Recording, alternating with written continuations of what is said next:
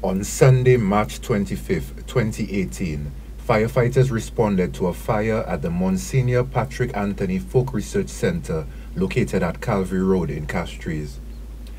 They attempted to extinguish the blaze, but the building that housed the nation's rich history and culture was completely destroyed, along with decades of records and research.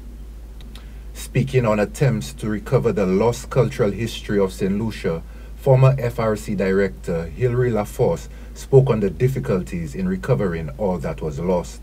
First of all, it will be difficult to recover all the material that we had there that was burnt. Many years of research and documentation that was in that area that was lost.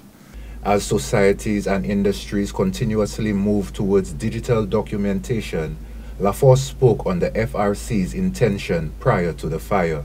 We were trying to digitize the entire holding of the Folk Research Center, but unfortunately, attempts to get it done, we were not successful.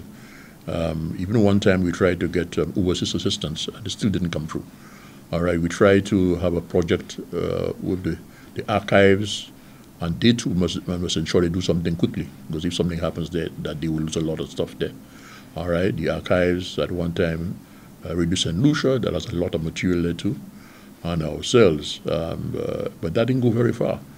La Force also lamented on both the previous and current government's attempt to assist in digitizing the FRC documents. The last we tried to do was the government of St. Lucia, they also had a project to digitize all this stuff. And I had spoken to a gentleman, there was a department that was responsible for this. I'm not sure whether that department still exists.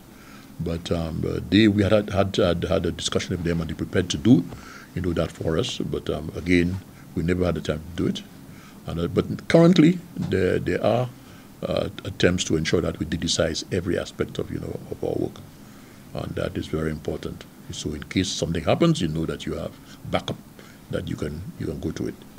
As much of the lost documentation may never be recovered, the former director delved into recovery efforts. We have tried to recover some of the stuff that some people, had, in their possession. We did get some of it, yes, okay. Even a particular organization that had been doing research in St. Lucia, and they had some stuff, we have also spoken to them.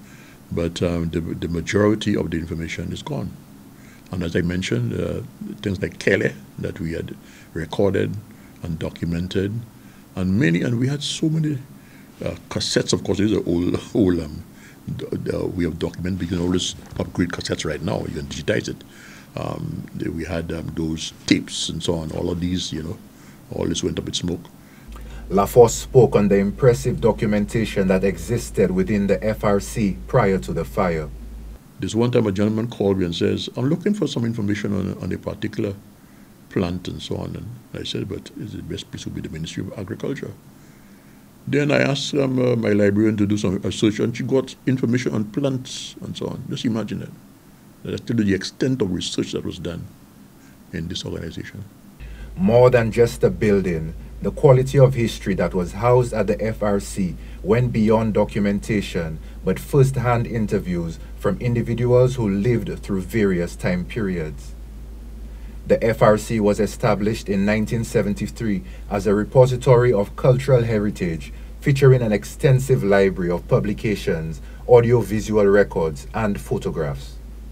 Notably, the FRC is responsible for the establishment of the Junior Quayout celebration from 1983. For Choice News Now, I am Direct Lionel.